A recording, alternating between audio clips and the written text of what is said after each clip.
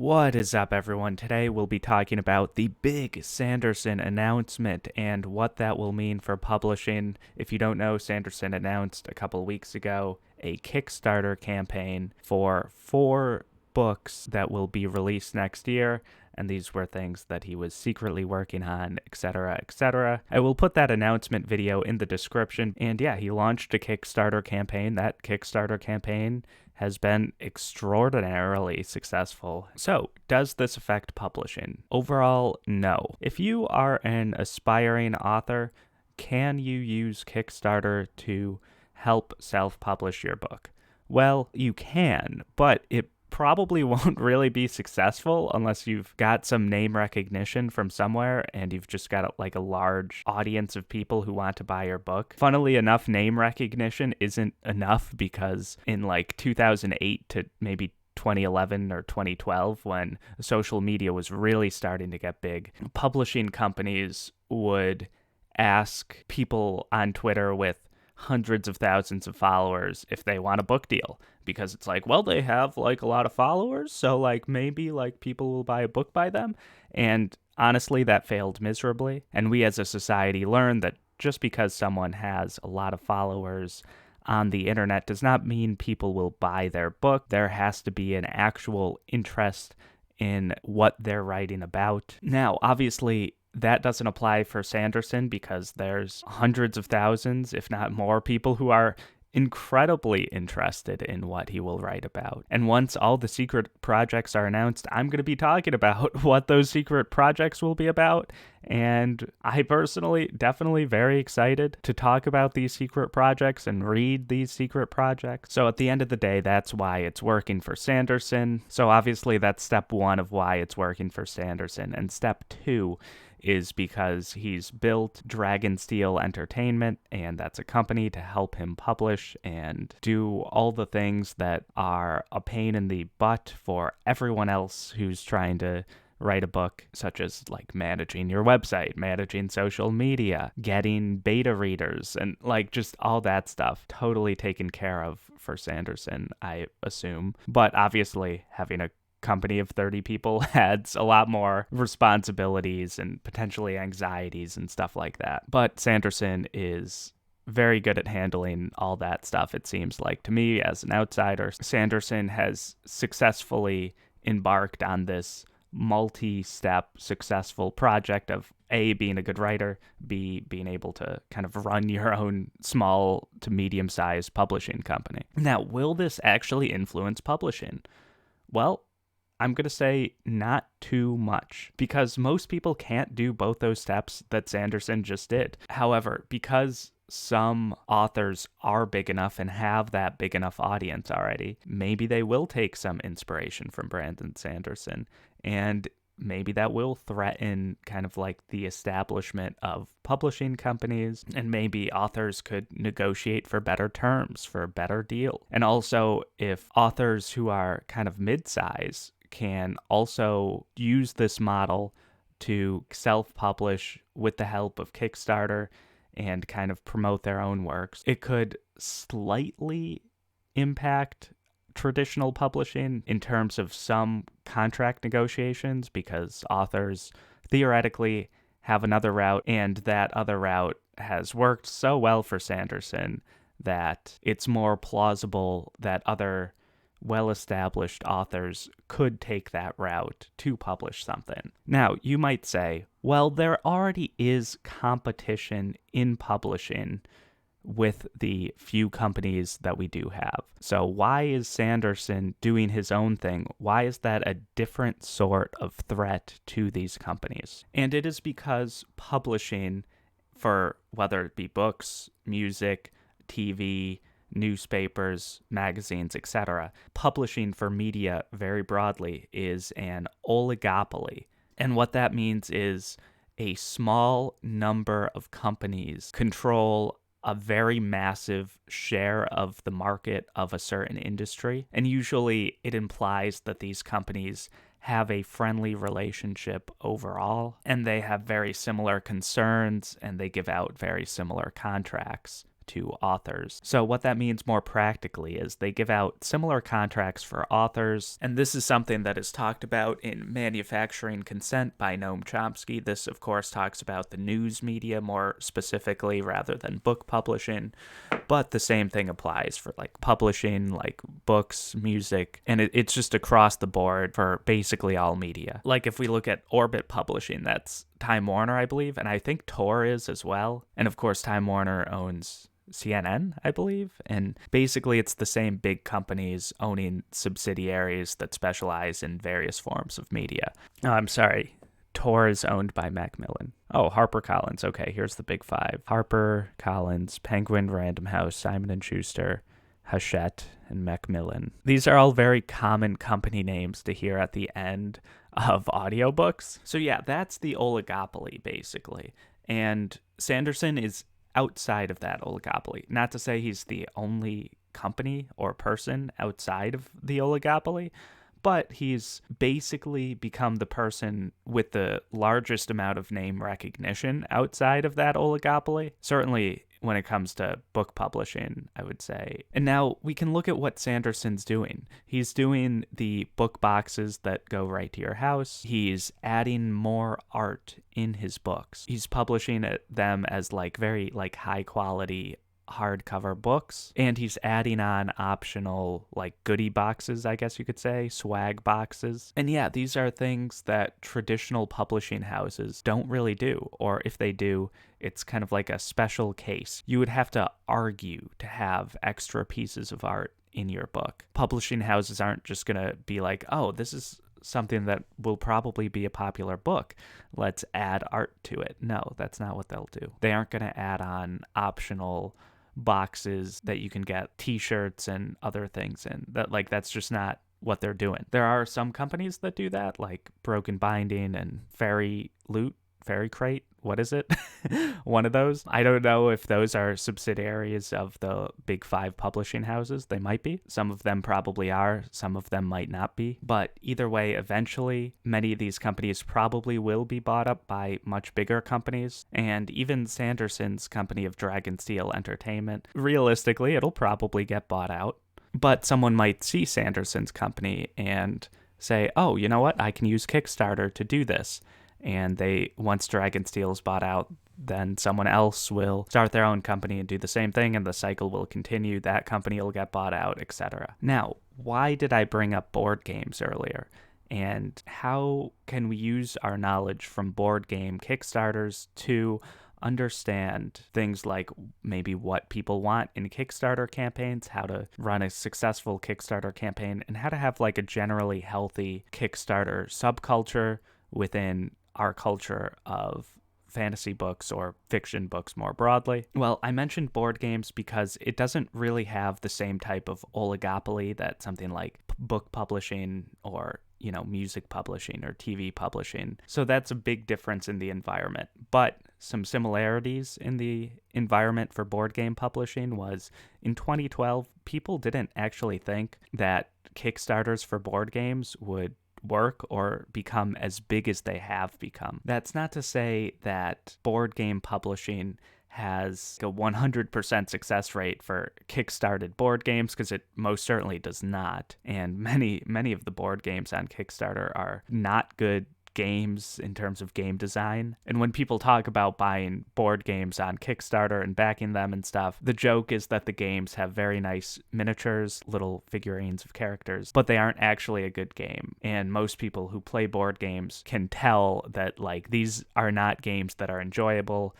There are other games that do the game design in a better or more interesting way that appeal to far more people. The most successful board games on Kickstarter, one was Gloomhaven, which is the #1 rated game on Board Game Geek now. It came out maybe 4 or 5 years ago. So Gloomhaven had $4 million of backers on Kickstarter, which is really huge because if you think about it, board games have a lot less sales in terms of revenue and just total number of sales than something like books do, for instance. Now, I would open up the Gloomhaven box, but I do not own Gloomhaven, so we'll be taking a look at the second most successful Kickstarter in terms of amount of money backing it, and that would be Scythe.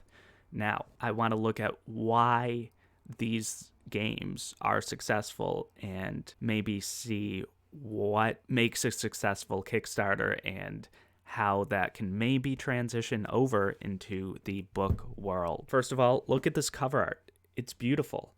It's obviously very bleak. This game is an alternate history of what would have happened if the Austria-Hungary and Germany and all their allies, what if they won World War One? And basically we see a mech here. There's big mechs and there's a bunch of serfs, I guess you could say, peasant farmers. And yeah, definitely a bleak world. Let's open the box and see what we get inside. Actually, sorry, one more thing before we open the box. This box is massive. It is heavy.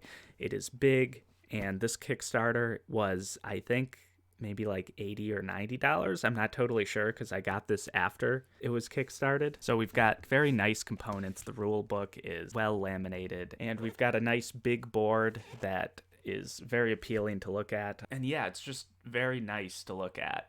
And yeah, everyone has their own player board. And yeah, there's fairly nice components. And look, we've got unique heroes for every faction, 5 of them. And then they all have 4 mechs that you can have on the field. And the mechs can do various things within the game. They look cool, don't they? And there are nice wooden pieces that you can put on the board, 5 different colors for the 5 different players. And yeah, it's just lovely. I love it. Like, this isn't Hasbro. This isn't Monopoly. We've got very interesting and good quality things. And also having an alternate history. And the setting for a game about World War I is fairly unique. We don't have too many board games about World War I alternate histories or even books or much of anything. And World War I is definitely not super well known about.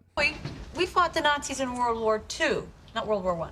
Whoa, okay. Yeah, well, who was in World War I? Go ahead. You're late. Go. Who did we fight in World War I? Mexico? Yes, very good. So I like how unique it is that this became the theme and the setting for this game. So that game, Scythe, was designed by Jaime Stegmaier, and he is a well-known board game designer, very successful, very well-liked, and he's kind of got his own company that publishes games now. And I'm bringing him up and his journey up because it's very similar to Sanderson, right? Got someone who's successful in the industry using Kickstarter to help him make games, and the games have like a higher quality, and there are various expansions that you can add to the games if you want more, but you don't have to have the expansions. So the similarities between Jaime Stegmaier and Brandon Sanderson: quality designer / author, quality components, like the actual product, whether it be the books or the board games that they're putting out, are very good, and they're more expensive, but they are of a nicer quality. They look nicer on the shelf, and their heights match the other things from Sanderson Kickstarter, so that's nice. We don't have anything like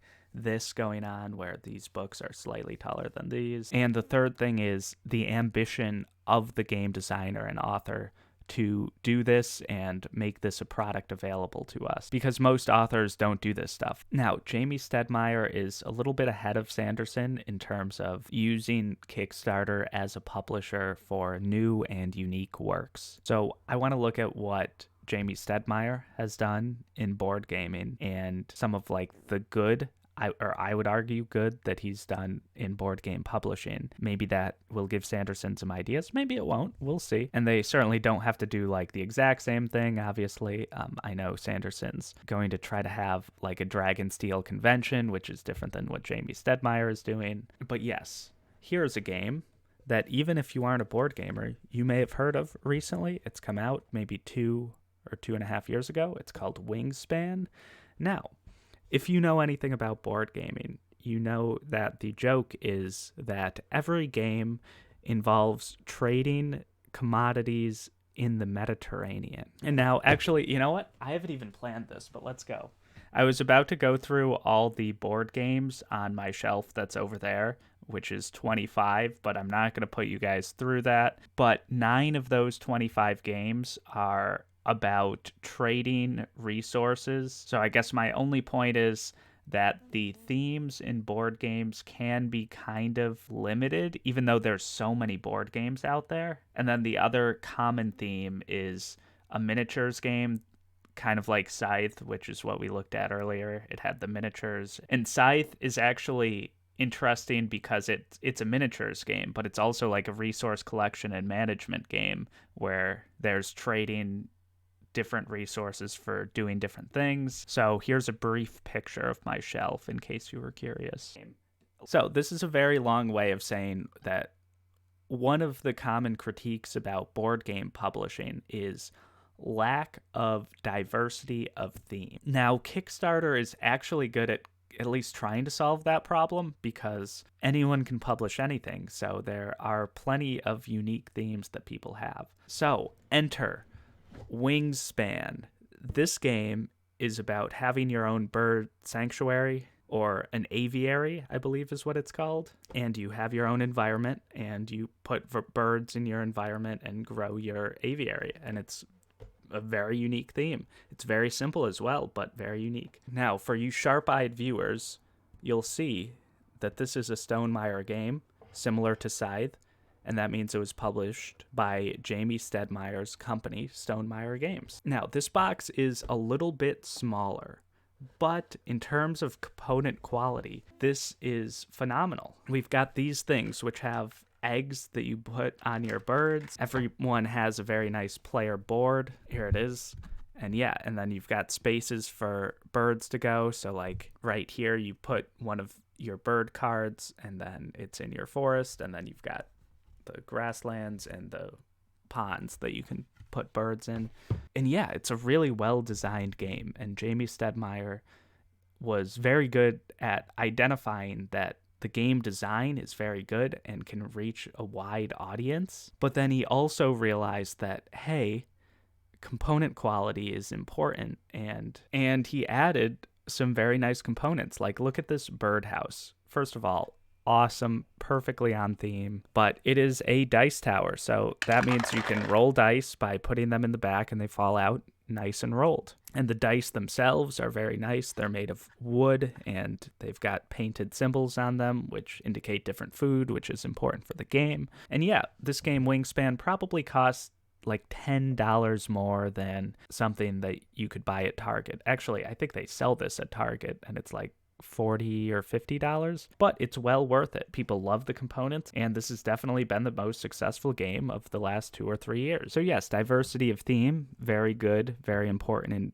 board games. I would argue that it's also important in fantasy books. How many Lord of the Rings ripoffs do you guys really want to read? I mean, Lord of the Rings is cool, and I like the world, but it can get boring to read about the same fantasy races done in very similar or the same way every time. And it can get boring to read about medieval European culture all the time. So it's definitely ideal to read about different cultures. I've read more Asian-inspired fantasy in the last year. I just finished Jade Legacy, which is a solid book, solid series, and people seem to love it. And it's very unique because we follow around an Asian-inspired mafia. Even if you don't like that theme or it doesn't appeal to you, it's an interesting theme to have in our space, and the diversity, I would argue, is good. In the same way as a game about birds, even though birds and, you know, bird watching doesn't appeal to me personally, but I think it's a unique theme, and it's a good theme to have in board gaming, especially at the end of the day, if the game is good or the book is good. But also, when we think about diversity, often we probably think about racial diversity and gender inclusion, and not having an industry that only has like white male authors or white male board game designers. And what Jaime Stegmaier did with Wingspan is empowered a board game designed by a woman to be, by far, as far as I know, the most successful board game designed by a woman in terms of just sales and impact on board gaming generally. And this is like a first game board game designer. It's tough to come out with your first board game and have it this well designed in terms of like the component quality and the game design and just everything. But with Jaime Stegmaier and Kickstarter and using Kickstarter to publish games, it's about building alternate power centers to publish things that are more diverse than the traditional power centers of kind of like mainstream board game publishing or mainstream book publishing. And I think that could be good for what Sanderson's doing. He does have a company of 30 people. So theoretically, it could definitely be a company that publishes other authors other than Sanderson. And I think that would be cool. I want that creativity. I want that diversity in terms of the authors themselves and diversity in terms of the stories they tell. Yeah, that's basically my hope as to where the direction of Sanderson's publishing goes. Not to say that the big companies can't also accomplish some of these goals in publishing, like diversity of themes, diversity of cultures being talked about in fantasy book, diversity of authors in terms of like race, gender, sexual orientation, all of that. But these publishing houses are focused on the market and focused on what they know will sell. So basically, at the end of the day, what I'm saying is I hope that Kickstarter is used to make the books that get published better, whether it's Sanderson or whether it's someone else. I think there definitely has been historically a problem in terms of the diversity of things specifically in the fantasy genre that we read about that are published by traditional publishing companies. And to some extent, that has gotten better over the years, but it still could get even better. And maybe Kickstarter can help with that. Maybe not. We'll see. I don't think it will really change too much. It's just an alternate way for people to do self-publishing, and this alternate way of publishing will be much better for well-established authors, because Kickstarters for first-time authors, I mean, it's not to say that they can't work, but I mean, it's always tough to self-publish, and I'm not sure how much using a Kickstarter helps with that. I mean, maybe it does. Who knows? But the fact that it has been done now once, and not just Sanderson, but, you know, even all the people in his company, now they're a lot more comfortable with using Kickstarter to publish a book successfully, or somewhat successfully, definitely very successfully when it comes to this Sanderson book. And maybe Sanderson or one of his employees could help or be hired to help someone else who wants to do a project that is similar to this. And I think it'll make our community better to have just this other option. It's not going to like take over publishing or anything, but I think it's a nice option. And hopefully it's used as another tool that authors can use to publish their books in the way that they want to publish their books. Also, I'll be going over the 4 Sanderson secret projects and what we know, what we don't know about them in a separate video. So far, we haven't had all the synopsises of all the secret projects yet, so I can't really go over them too much yet, but definitely subscribe if you want to see that in the next couple of weeks. And yeah, thank you for watching. Let me know your thoughts, because I'm not like the most educated person when it comes to book publishing. I know like the big broad strokes of publishing being mostly controlled by 5 companies, but I've never personally published a book. I've never personally done anything on Kickstarter, so I'm sure many people have other perspectives, and I'd love to hear your perspective. So thank you for watching, and see you guys next time.